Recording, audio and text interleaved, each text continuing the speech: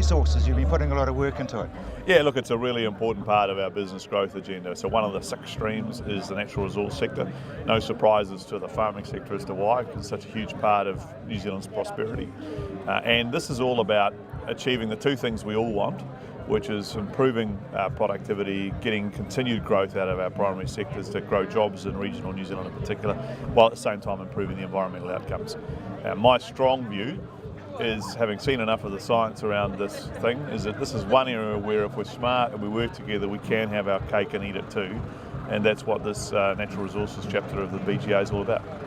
What do you say to those who say he's from Parliament and he's here to help? I mean, you're going to turn it from theory into practical.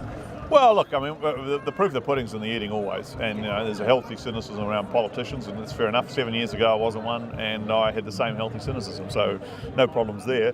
But look, what we've found with the business growth agenda is that if we do work together, we get the agencies working together with the private sector in a coordinated way, we can achieve a lot. And you just got to look at that export markets chapter, where we've had a serious approach to chunking through some market access issues, and we now have the Korean FTA, TPPs away, the opportunities are now being looked at for Europe and South America.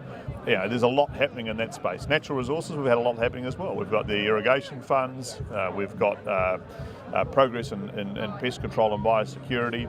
And the good news, when the agencies work together, it makes it a heck of a lot easier to get the right funding at the right time to get things done.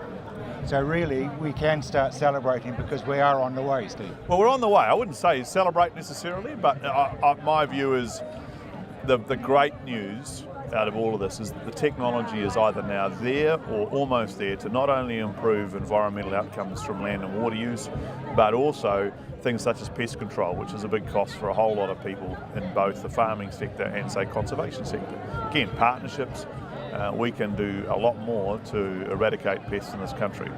So the future is bright. The future is always bright, it's just about getting on and doing the work.